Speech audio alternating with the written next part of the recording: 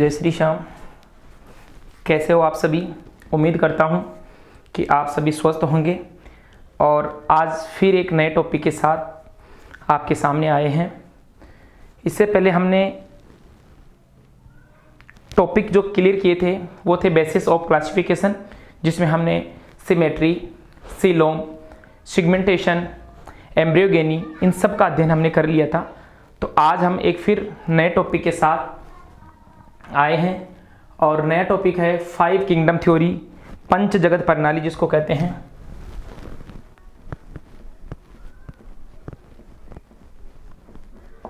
पंच जगत प्रणाली, 5 kingdom theory.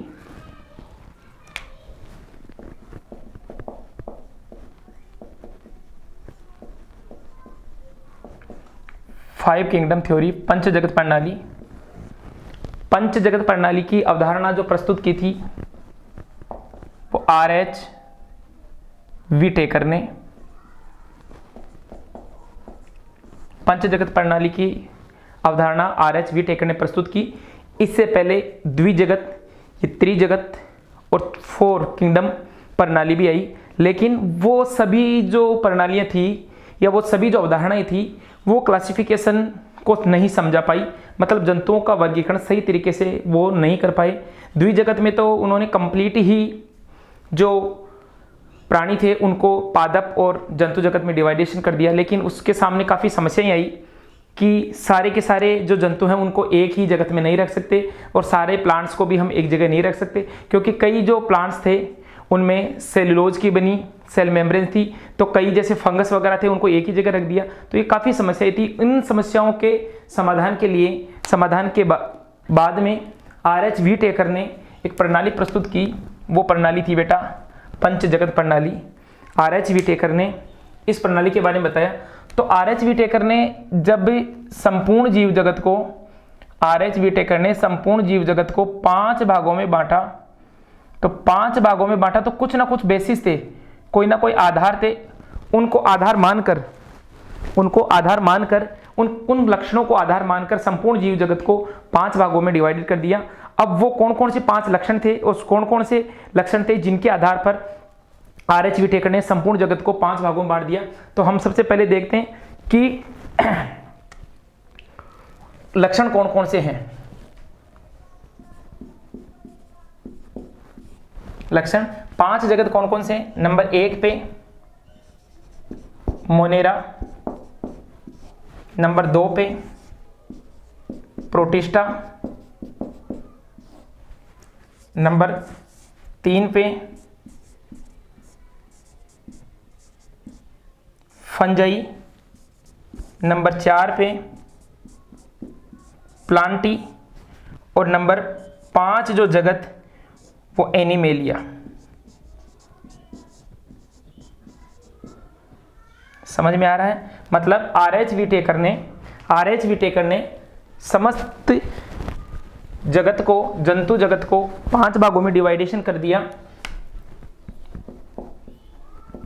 और वो जो 5 जगत उन्होंने प्रस्तुत किए उनमें सबसे 1 नंबर पे रखा उन्होंने मोनेरा, 2 नंबर पे प्रोटिस्टा, 3 नंबर पे फंजाई, 4 नंबर पे प्लांटी और 5 नंबर पे उन्होंने एनिमेलिया रखा। ठीक है, अब लक्षणों की बात करते हैं। तो लक्षण कौन कौन? सबसे पहले उन्होंने जो आधार चुना वो चुना बेटा कोशिका का प्रकार।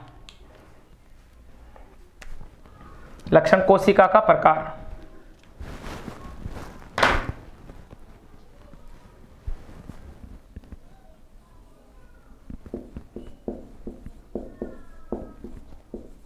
कोशिका का प्रकार।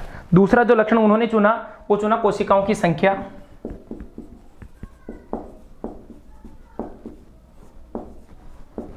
कोशिकाओं की संख्या को भी उन्होंने आधार माना।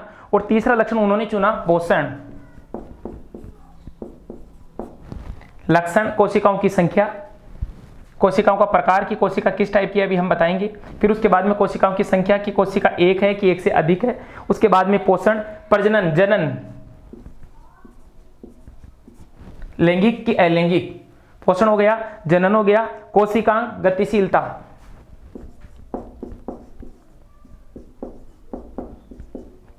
और गमन।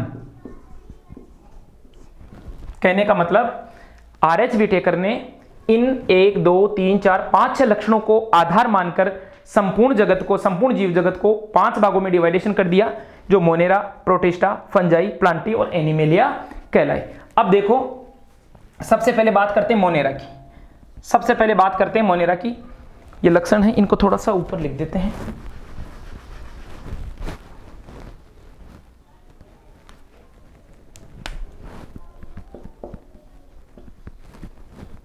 ठीक है, 1 कैरेक्टर, 2 3 4 5 और छठा है लोकोमोशन, गमन। ठीक है ना। सेल ऑर्गन, रिप्रोडक्शन क्या है, न्यूट्रिशंस क्या है, टाइप्स ऑफ न्यूट्रिशन और सेल, नंबर ऑफ सेल और टाइप्स ऑफ सेल। ठीक है। अब सबसे पहले बात करते हैं कि मोनेरा की। मोनेरा में जो कोशिका का प्रकार था, सबसे पहले उन्होंने कोशिका 2 प्रकार की होती है, मैं आपको बता देता हूं। सामान्यतः कोशिकाएं 2 प्रकार की होती है, एक प्रोकैरियोटिक कोशिकाएं और एक यूकैरियोटिक कोशिकाएं। ऐसी कोशिकाएं जिनमें सुसंगठित केंद्रक नहीं पाया जाता। जैसे मैं एक बार डायग्राम बनाता हूं, एक बार यहां बना लेते हैं डायग्राम। ये कोई सेल है, इस प्रकार से न्यूक्लियस है, और एक ये सेल है, एक ये सेल है, इसमें इस प्रकार से न्यूक्लियस है। देखो, इस सेल और इस सेल में अंतर है। ये सेल ए, ये सेल मान लो बी, दोनों सेल के न्यूक्लियस में अंतर है। यहां पर न्यूक्लियस नहीं है, लेकिन न्यूक्लियस जैसा आभास हो रहा है, वास्तविक केंद्रक नहीं है। केंद्रक के चारों ओर न्यूक्लियर मेम्ब्रेन जो होनी चाहिए, कोशिका केंद्रक झिल्ली जो होनी चाहिए, वो नहीं है। यहां पर केंद्रक झिल्ली है। तो ऐसी कोशिकाएं जिनमें केंद्रक, सुसंगठित केंद्रक नहीं पाया जाता, या ऐसी कोशिकाएं जिनमें केंद्रक के चारों ओर केंद्रक झिल्ली नहीं होती, केंद्रक द्रव्य यूं ही बिखरा पड़ा रहता है, जिसको न्यूक्लियोइड कहते हैं। बैक्टीरिया वगैरह में इस प्रकार के ही केंद्रक देखने को मिलते हैं। और ऐसी कोशिकाएं जिनमें सुसंगठित केंद्रक पाया जाता है, तो उन कोशिकाओं को यूकैरियोटिक कोशिकाएं कहते हैं। तो केंद्रक की उपस्थिति और अनुपस्थिति या केंद्रक के संगठन के आधार पर भी कोशिकाएं कितने प्रकार की होती है? 2 प्रकार की, प्रोकैरियोटिक कोशिकाएं एंड यूकैरियोटिक कोशिकाएं। तो इन्होंने, आरएच विटेकर ने कोशिका का प्रकार, जो 2 प्रकार की कोशिकाएं होती है, प्रोकैरियोटिक और यूकैरियोटिक, उसको भी आधार मानकर जीवों का वर्गीकरण किया। तो सबसे पहले बात करते हैं मोनेरा की। तो मोनेरा में किस प्रकार की कोशिकाएं देखने को मिलती है? प्रोकैरियोटिक सेल, प्रोकैरियोटिक कोशिका। अब मोनेरा में प्रोकैरियोटिक कोशिका है, तो बाकी जितने भी अन्य जो जगत है, उन सब में कोशिका मिलेगी कौन सी? यूकैरियोटिक। कौन सी कोशिका मिलेगी? यूकैरियोटिक। इसमें प्रोकैरियोटिक मिल रही है, तो इसमें यूकैरियोटिक, इसमें भी, फंजाई में भी यूकैरियोटिक,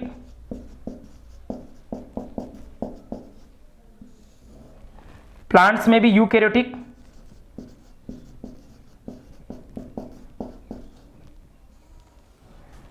और एनिमेलिया में भी यूकैरियोटिक।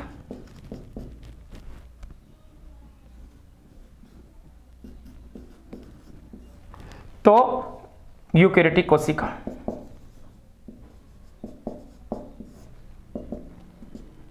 तो कोशिका के प्रकार के आधार पर इन्होंने 2 प्रकार के प्राणी बना दिए, एक तो प्रोकैरियोट्स एंड यूकैरियोट्स। तो प्रोकैरियोट्स में तो केवल एक ही जगत को स्थान मिला, जिसका नाम था मोनेरा।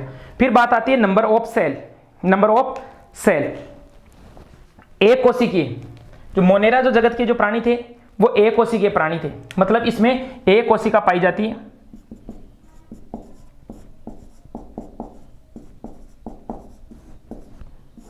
मोनेरा में केवल नंबर ऑफ सेल की बात करें तो एक कोशिकीय प्राणी थे। उसके बाद में प्रोटिस्टा की बात करें तो ये भी एक कोशिकीय थे।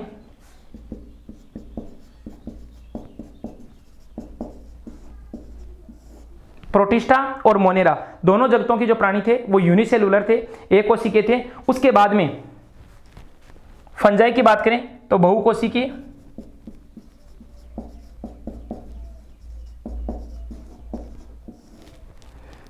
और प्लांटी की बात करें तो ये भी बहुकोशिकीय थे। इनमें संगठन की बात करें तो उत्तकीय स्तर का संगठन मिलता है। कई बार क्या होता है कि एक सेल ही सारे जो मेटाबॉलिज्म क्रियाएं हैं वो संपन्न करती है, उपापचय क्रियाएं, श्वसन, पाचन, उत्सर्जन, जनन। लेकिन जब कोशिकाओं का समूह बन जाता है, जब सेल की संख्या ज्यादा होती है, तो कोशिकाएं आपस में सेम फंक्शन और सेम स्ट्रक्चर वाली कोशिकाएं आपस में समूह बना लेती है, ग्रुप बना लेती है, और उस ग्रुप को कहते हैं टिश्यू। ठीक है, तो जब कोशिकाएं ज्यादा है तो फिर टिश्यू बनने लग गए। तो जो प्लांटी और एनिमिलिया है वहां पर उत्तकीय स्तर का या अंग तंत्र स्तर का संगठन देखने को मिलता है। तो यहां बहुकोशिकीय तो है,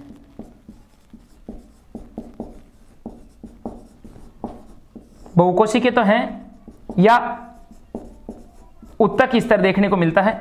और एनिमिलिया की बात करें तो यहां पर भी बहुकोशिकीय है,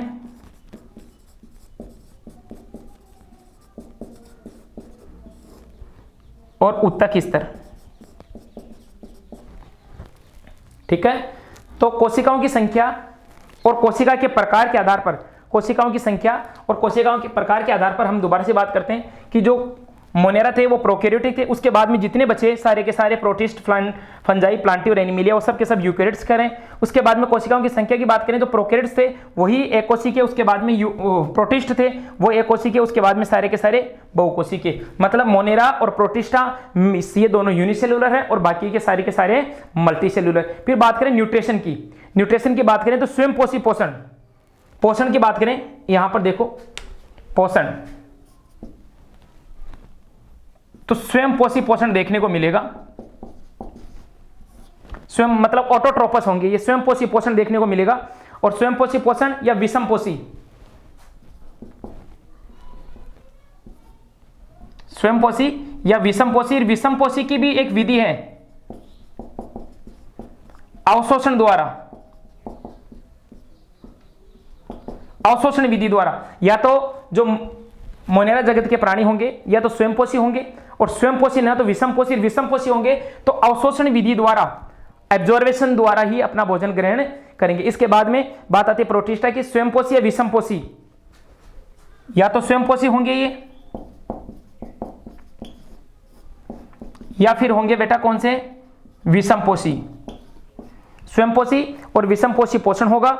इसके अलावा प्रकाश संश्लेषण या अवशोषण, स्वयंपोषी जो होंगे तो या तो प्रकाश संश्लेषण या अवशोषण या अंतर्ग्रहण, ये पोषण की विधियां हैं। इन विधियों के द्वारा अपना भोजन ग्रहण करेंगे कौन, प्रोटिस्ट। ठीक है, जो मोनेरा जगत के हैं ये स्वयंपोषी हैं या विषमपोषी और अवशोषण विधियों द्वारा भोजन ग्रहण करेंगे। इसके बाद में बात करते हैं प्रोटिस्ट, प्रोटिस्ट यूकैरियोटिक है, एकोशिकीय हैं, स्वयंपोषी भी हो सकते हैं, विषमपोषी भी हो सकते हैं। अगर स्वयंपोषी हैं तो प्रकाश संश्लेषण करेंगे, विषमपोषी हैं तो अवशोषण या अंतःग्रहण विधियों द्वारा अपना भोजन ग्रहण करेंगे। इसके बाद में फंजाई, फंजाई तो विषमपोषी होते हैं, सीधी सीधी बात है। कवक विषमपोषी और वो भी मृतोपजीवी,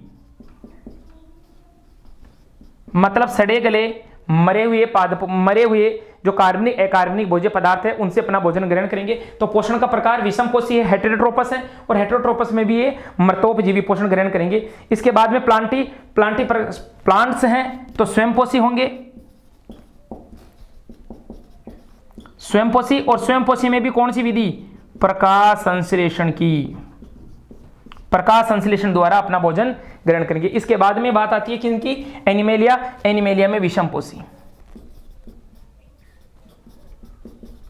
एनिमेलिया में विषमपोषी और वो भी अंतःग्रहण विधियों द्वारा भोजन प्राप्त करेंगे। दोबारा से देख लो, आरएच व्हिटेकर ने पंच जगत प्रणाली प्रस्तुत की, और पंच जगत जो प्रणाली थी उसमें उन्होंने Monera, protista, fungi, Plantae, Animalia divide किया। तो सबसे पहले जो डिवाइडेशन था वो कोशिका का प्रकार, तो मोनेरा में प्रोकैरियोटिक और बाकी सारे के सारे यूकैरियोटिक। फिर टाइप्स, ये टाइप्स ऑफ सेल हो गया। फिर नंबर ऑफ सेल, एक कोशिका के थे और बाकी सारे के सारे ये एक दोनों एक कोशिका के, बाकी सारे के सारे मल्टी सेल्यूलर है। फिर टाइप्स ऑफ न्यूट्रिशन, पोषण का प्रकार जिसमें स्वयंपोषी पोषण है, विषमपोषी है, विषमपोषी है, स्वयंपोषी है, प्लांट्स है तो विषमपोषी, प्लांट्स है स्वयंपोषी, और बाकी जो एनिमिलिया है वो विषमपोषी। ठीक है, अब बात करते हैं प्रोडक्शन की, रिप्रोडक्शन की। जनन, जनन का क्या प्रकार होगा इनमें, जनन देखो नंबर 1 जनन की बात करें तो नंबर 1 पे आ रहे हैं मोनेरा। मोनेरा के जो प्राणी हैं सामान्यतः अलैंगिक विधियों द्वारा जनन करेंगे। अलैंगिक विधियों द्वारा जनन करेंगे। जगत मोनेरा के जो प्राणी हैं वो अलैंगिक विधियों द्वारा, जिसमें नर और मादा युग्मों का फ्यूजन नहीं होगा। उसके बाद की बात करें कि प्रोटिस्ट हैं वो अलैंगिक और लैंगिक दोनों,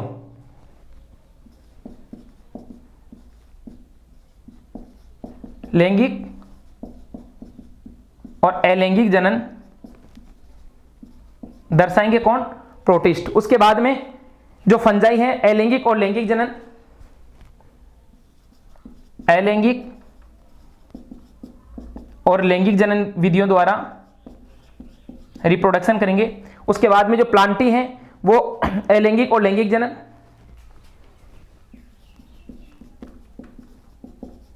अलैंगिक प्लस लैंगिक, सेक्सुअल और एसेक्सुअल रिप्रोडक्शन,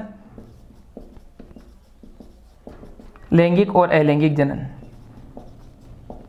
इस प्रकार का जनन, इस प्रकार का रिप्रोडक्शन जिसमें मेल एंड फीमेल गेमेट का फ्यूजन होता है, नर मादा युग्मक मिलते हैं, फर्टिलाइजेशन की क्रिया होती है, तो वो रिप्रोडक्शन कहलाता है सेक्सुअल। और जिनमें मेल एंड फीमेल गेमेट नहीं बनते वो कहलाता, मतलब या तो किसी मेल से या किसी फीमेल से ही नेक्स्ट एनिमल का, नेक्स्ट जंतु का निर्माण हो जाता है, वो कहलाता है एसेक्सुअल। या तो नर से या मादा से ही नए प्राणियों के निर्माण की प्रक्रिया को कहते हैं एसेक्सुअल रिप्रोडक्शन। ये हो गई बात किसकी? रिप्रोडक्शन की, जनन की। फिर बात आती है कोशिकांग। अब देखो इधर कोशिकांग की बात करें तो रटना नहीं है, प्रोकैरियोटिक सेल है। अब प्रोकैरियोटिक सेल है तो न्यूक्लियस से नहीं मिल रहा है।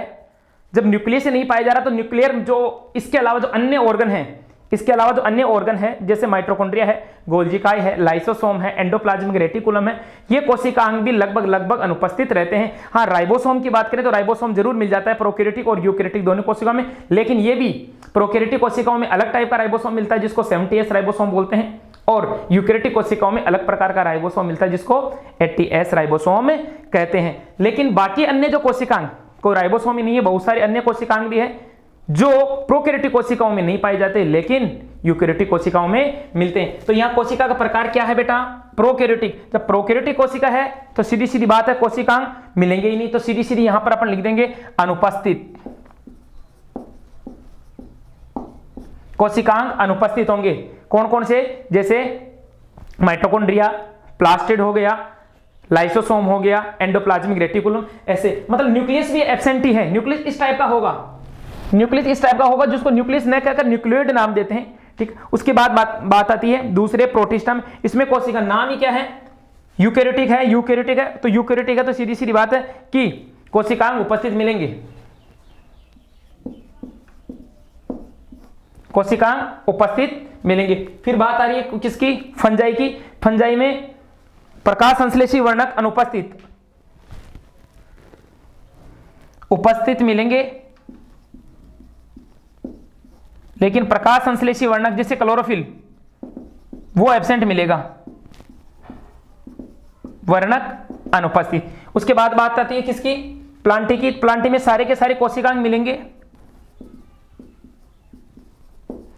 और इसके साथ साथ वर्णक भी उपस्थित मिलेंगे, इसीलिए ये फोटोसिंथेसिस करेंगे और अपना भोजन स्वयं बनाएंगे। सारे के सारे कोशिकांग मिलेंगे और सारे के सारे कोशिकांग एनिमिलिया में समस्त कोशिकांग देखने को मिलेंगे। इस प्रकार से कोशिकांग की बात करें तो प्रोकैरियोटिक कोशिकाएं हैं तो अनुपस्थित हैं। उसके बाद में जितने भी यूकैरियोटिक सेल हैं उनमें सब में जो सेल ऑर्गेनिज्म हैं वो सारे के सारे कोशिकांग देखने को मिलेंगे। गतिशीलता की बात करें तो मोनेरा प्रोकैरियोटिक सेल है, मोनेरा में गतिशीलता परंतु कसाब के द्वारा गतिशील, गमन तो मिलेगा, गमन उपस्थित, लेकिन किसके द्वारा होगा? फ्लैजिला के द्वारा। गमन प्रेजेंट, लोकोमोशन प्रेजेंट होगा, लेकिन किसके द्वारा होगा? फ्लैजिला के द्वारा। अब बात करते हैं प्रोटिस्ट की, तो गतिशील भी है और 9+2 व्यवस्था, गतिशील है, गमन उपस्थित है, गमन पाया जाता है, गमन उपस्थित। और जो फ्लैजिला की स्ट्रक्चर होगी वो 9+2, फ्लैजिला की टीएस काटते हैं तो 9 जो तंतु होते हैं वो बाहर की तरफ होते हैं और 2 जो तंतु होते हैं वो सेंट्रल होते हैं, उनको केंद्रीय तंतु बोलते हैं। तो 9+2 अरेंजमेंट व्यवस्था देखने को मिलेगी फ्लैजिला में। ठीक है, तो गमन पाया जाएगा और गमन में जो कसाव होगी उसकी 9+2 वाली व्यवस्था होगी। अब फंजाई की बात करें तो फंजाई स्थानबद्ध है, अर्थात गमन देखने को नहीं मिलेगा। फंजाई स्थानबद्ध है और प्लांटी की बात करें तो प्लांटी भी स्थानबद्ध, पादप थोड़ी चलते हैं, प्लांटी भी स्थानबद्ध होते हैं, गमन अनुपस्थित। और एनिमिलिया की बात करें तो एनिमिलिया में गमन पाया जाता है, गमन प्रेजेंट होता है। ठीक है, यह बात हो गई आरएच व्हिटेकर की पंच जगत प्रणाली के बारे में। अब एग्जांपल में देखते हैं कि कौन कौन से एनिमल मोनेरा में आते हैं, कौन कौन से एनिमल प्रोटिस्टा में आते हैं, कौन कौन से एनिमल फंजाई में आते हैं। तो सबसे बात करें तो आरएच व्हिटेकर ने मोनेरा में किसको रखा है? आरएच व्हिटेकर ने मोनेरा में एग्जाम्पल की बात करें तो आरएच व्हिटेकर ने मोनेरा में जितने भी जीवाणु हैं, जितने भी बैक्टीरिया हैं, जीवाणु प्लस ब्लू ग्रीन एल्गी, नील हरी शैवालों को किसमें स्थान मिला है?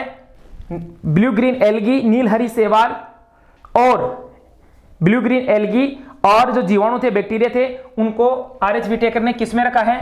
मोनेरा में। उसकी बात करें प्रोटिस्टा में, प्रोटिस्टा में एग्जाम्पल की बात करें तो प्रोटिस्टा में केवल एक ही संघ को स्थान मिला है जिसका नाम क्या है? प्रोटोजोआ। क्लासिफिकेशन में पढ़ेंगे प्रोटोजोआ, केवल प्रोटोजोआ। और जो एक कोशिकीय शैवाल है, ये तो ब्लू ग्रीन एल्गी है, ये एक कोशिकीय शैवाल, एक कोशिकीय शैवाल,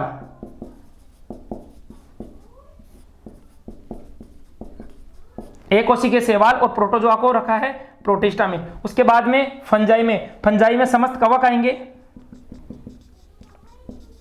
समस्त कवकों को किसमें डाल दिया? फंजाई में। प्लांटी में सारे बहुकोशिकीय पादप जो मल्टीसेलुलर प्लांट होते हैं, वो मल्टीसेलुलर प्लांट डाल दिए किसमें? प्लांटी में। और एनिमिलिया में सभी जंतु। इस प्रकार से अपना आरएच व्हिटेकर की द्वारा प्रस्तुत पंच जगत प्रणाली का टॉपिक क्लियर हो गया। दोबारा से देख लो, आरएच व्हिटेकर ने पंच जगत प्रणाली प्रस्तुत की।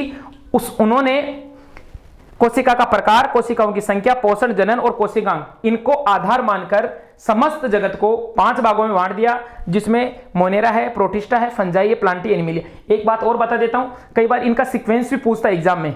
आरएच व्हिटेकर द्वारा प्रस्तुत प्रणाली के निम्नलिखित में सही क्रम है, तो पहले वो प्रोटिस्टा दे देता है, फिर फंजाई, फिर मोनेरा, कई बार पहले मोनेरा, प्रोटिस्टा, कई बार प्लांटी को पहले डाल देता है। तो इनका क्रम भी, क्योंकि सबसे पहले यही जीव जगत में पहले यही एनिमल आए, उसके बाद में प्रोटिस्ट आए, फिर फंजाई आए, फिर प्लांटी आई, फिर एनिमिलिया आए। तो इनका क्रम भी बहुत महत्वपूर्ण रखता है। इसके बाद में एग्जाम्पल की बात करें तो मोनेरा में समस्त bacteria and BGA blue green algae, उसके बाद में प्रोटिस्ट में प्रोटोजोआ और एककोशिकीय शैवाल, फंजाई में ओनली फंगस आए हैं और प्लांटी में बहुकोशिकीय प्लांट्स आए हैं, मल्टीसेलुलर प्लांट, और एनिमिलिया में समस्त जंतु आए हैं। एक बार इसका स्क्रीनशॉट ले लीजिए आप, फिर इसके आराम से नोट्स बना लीजिए। 5 किंगडम थ्योरी, इसको मैं दोबारा से और लिख देता हूं, पंच जगत प्रणाली।